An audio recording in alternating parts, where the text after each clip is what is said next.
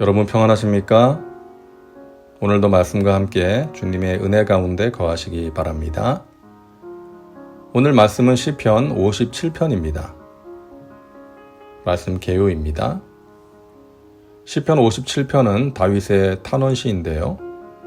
다른 탄원시들에 비해 하나님의 구원을 확신하며 감사드리는 찬양시의 성격이 강합니다. 제목이 다윗이 사울을 피하여 굴에 있던 때에 라고 되어 있습니다.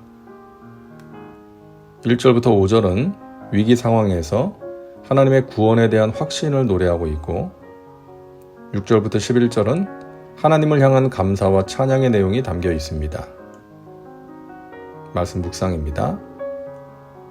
시편 57편은 다윗이 사울을 피해 도망다니던 중에 아둘람과 엔게디 굴에서 생활할 때 지은 시입니다. 굴은 어둡고 습한 곳이죠. 물과 양식을 구하기가 힘들고 더위는 피할 수 있겠지만 추위는 극심한 곳입니다. 하루하루 사는 것이 힘들고 고통스러웠겠죠. 더구나 사울은 다윗을 죽이려고 군대를 풀어서 찾고 있습니다. 언제 사울의 군사들이 들이닥칠지 모르는 불안감 속에서 하루하루를 살아가고 있는 것입니다. 비참하고 궁핍한 시기를 보내고 있었습니다. 자, 그런데 그렇게 힘들고 불안한 시기에 이처럼 아름다운 시를 썼습니다. 제목을 보면 다윗의 믹담시라고 되어 있는데요. 이 말은 다윗의 황금시라는 의미입니다. 시편 57편으로 지은 찬양이 많습니다. 주 날개 및 내가 편안히 쉬네 라는 찬송곡도 있고요. 내가 만민 중에 라는 찬양, 그리고 내가 새벽을 깨우리로다 라는 찬양도 있습니다. 그만큼 시편 57편은 아름다운 시입니다. 다윗이 가장 힘들 때 가장 아름다운 노래가 나왔습니다. 역설적이죠. 하나님의 백성은 고난 가운데 있을 때 가장 마음이 깨끗하고 순결합니다. 가장 하나님을 가까이 하고 은혜 가운데 깊이 잠겨 살아가는 것이죠. 그때 드리는 찬양과 기도가 순수하고 깊이가 있는 것입니다. 오늘 시는 이렇게 시작합니다. 하나님이여 내게 은혜를 베푸소서, 내게 은혜를 베푸소서. 내 영혼이 주께로 피하되 주의 날개 그늘 아래에서 이 재앙들이 지나기까지 피하리이다. 다윗은 사울을 피해 도망다니면서도 기도의 줄을 놓치지 않았습니다. 비참한 상황 속에서 하나님께 기도합니다. 내게 은혜를 베푸소서, 나를 긍휼히 여기소서, 나를 잊지 말아 주소서. 다윗은 내 영혼이 주께로 피하되 주의 날개 그늘 아래 피한다고 말합니다. 다윗은 시인의 감성이 풍부한 사람이었습니다.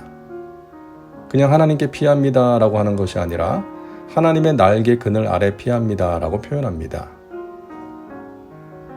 내가 지존하신 하나님께 부르짖음이여 곧 나를 위하여 모든 것을 이루시는 하나님께로다.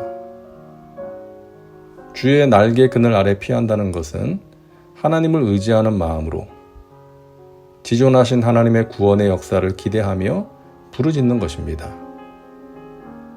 이 부르짖는 기도야말로 하나님을 전적으로 의지하는 표현이죠. 나의 소망이 오직 주께 있다는 표현인 것입니다. 우리는 하나님께 간절하게 부르짖어야 합니다. 12해 혈루증 앓던 여인이 예수님의 옷깃을 붙잡은 심정으로 소경이 다윗의 자손이여 나를 불쌍히 여기소서라고 소리질렀던 그 마음으로 부르짖어야 합니다. 하나님은 지극히 크고 높으신 전능하신 분이십니다. 우리가 부르짖어 기도하면 응답하시겠다고 약속하십니다. 우리의 병과 고통을 책임져 주십니다. 각종 문제를 해결해 주십니다. 하나님은 우리를 위해 모든 것을 감당하시는 좋으신 아버지 하나님이십니다. 그가 하늘에서 보내사 나를 삼키려는 자의 비방에서 나를 구원하실지라. 하나님이 그의 인자와 진리를 보내시리로다. 다윗을 삼키려는 자들이 있었습니다. 그들은 다윗을 비방했습니다. 그때 다윗이 얼마나 힘들었겠습니까? 그때 하나님께서 하늘에서 천사를 보내십니다. 악한 자들로부터 구원해 주십니다. 인자와 진리를 보내셨다고 말합니다. 인자는 시편에 여러 번 나왔던 단어죠. 하나님의 자비하심. 그리고 진리는 하나님의 말씀이죠. 하나님께서 인자와 진리, 자비하심과 말씀을 보내셨다. 이 말은 우리가 하나님의 자비로운 성품을 의지하며 말씀을 붙들어야 한다는 것입니다. 우리가 하나님의 말씀을 붙들면 하나님께서 자비로운 성품으로 우리를 도와주십니다. 부르짖는 기도에 응답해 주십니다. 말씀의 은혜와 능력을 체험하게 해주십니다. 그들이 내 걸음을 막으려고 그물을 준비하였으니 내 영혼이 억울하도다. 그들이 내 앞에 웅덩이를 팠으나 자기들이 그 중에 빠졌도다. 다윗은 자신도 쫓기는 처지였지만 그일라 사람들이 블레셋의 습격을 받아 위기에 처했다는 소식을 듣고 위험을 무릅쓰고 가서 도와줍니다. 그런데 이게 웬일입니까? 목숨 걸고 구해준 그일라 사람들이 사울에게 다윗이 이곳에 있다고 밀고 합니다. 다윗은 그 사실을 알고 하나님께 기도한 후에 그곳을 떠납니다. 그 당시 다윗의 마음이 어땠을까요? 정말 분하고 억울하고 원통했을 것입니다. 그러나 다윗은 무너지지 않았습니다. 절망과 낙심 가운데 함몰되어 있지 않았습니다. 그의 고백을 보시죠. 하나님이여 내 마음이 확정되었고 내 마음이 확정되었사오니 내가 노래하고 내가 찬송하리이다. 마음이 확정되었다는 것은 확신한다는 것입니다. 억울한 일을 당하고 원통한 상황 가운데 있지만 믿음의 눈을 들어 하나님을 바라본다는 것입니다. 하나님의 구원을 확신한다는 것이죠. 스스로 결단하고 선포하는 것입니다. 자신을 둘러싼 어두움을 떨쳐버리기 위해서, 마음에 찾아온 억울함과 낙심을 이기기 위해서 영적인 몸부림을 치는 것입니다. 그리고 다윗은 하나님을 찬양합니다. 내 영광아 깰지어다. 비파야 수금아 깰지어다. 내가 새벽을 깨우리로다.